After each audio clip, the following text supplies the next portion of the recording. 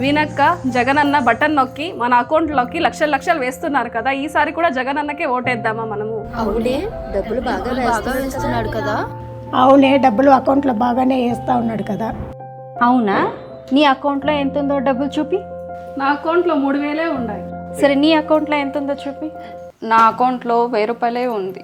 సరే మీ ఎవరి అకౌంట్లో అయినా 1,00,000 రూపాయలైనా ఉన్నాయా? 1,00,000 రూపాయల అంత అమౌంట్ నా అకౌంట్లో యాడుందమ్మా? 1,00,000 రూపాయల అంత డబ్బులు మా అకౌంట్లో ఎక్కడున్నాయి? మరి అన్న లక్షల లక్షల అకౌంట్లో వేస్తున్నారు అంటున్నారు కదా, ఆ అకౌంట్లో డబ్బులన్నీ ఏమైపోయాయి? మరి ఈ 4 సంవత్సరాల్లో మనం 4 సవరాల అన్న బంగారు కొన్నామా? బంగారు కొనేదే ఉండే బంగారు ఎత్తుకు తాకట్టు పెట్టి తాగేస్తూ ఉండరు. మన అందరి అకౌంట్లోనూ డబ్బులు లేవు, ఒంటి మీద నగలు లేవు. మరి అన్న బటన్ నొక్కి వేస్తున్న అమౌంట్ అన్నీ ఏమయ్యాయి? అవును ఏమయ్యాయి?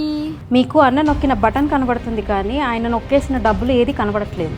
కరెంట్ ఛార్జీలు, బస్ ఛార్జీలు, ఉప్పు, పప్పు ఇవన్నీ పెంచి మన మీదే వేస్తున్నారు. మీ ఆయన గార్మేస్త్రి కదా, ఈ ప్రభుత్వం ఇసుక ఆపేస్తే అప్పట్లో మీ ఆయన సంవత్సరం పాటు ఇంట్లో కూర్చున్న సంగతి మర్చిపోతువా?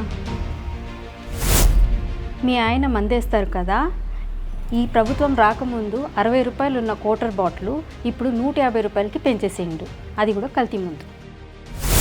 డిగ్రీ చదువుకోవడానికి నీ కొడుక్కి ఉద్యోగం లేక ఖాళీగా ఇంట్లోనే కూర్చున్నాడు కదా, ఈ 5 ఏళ్లలో ఒక కంపెనీ అయినా తీసుకొచ్చాడా మీ అన్న నీ కొడుకు ఉద్యోగం ఇవ్వడానికి? ఈ 5 ఏళ్లలో ఎవరికి చేతి నిండా పని లేదు, ఇంటికి సరిపోయే సంపాదన లేదు, మళ్ళీ ఈయన కోట వేస్తే మనం అడుక్కు తినాలి. థ్యాంక్స్ అక్క, మా కళ్ళు తెరిపించావు. ఈసారి మన ఆడవాళ్ళ ఓట్లన్నీ చంద్రబాబు నాయుడు గారికే. మా కళ్ళు తెరిపించావు. ఈసారి మన ఆడవాళ్ళ ఓట్లంతా చంద్రబాబు నాయుడు గారికి. మా ఆడవాళ్ళ ఓట్లన్నీ చంద్రబాబు నాయుడుకే.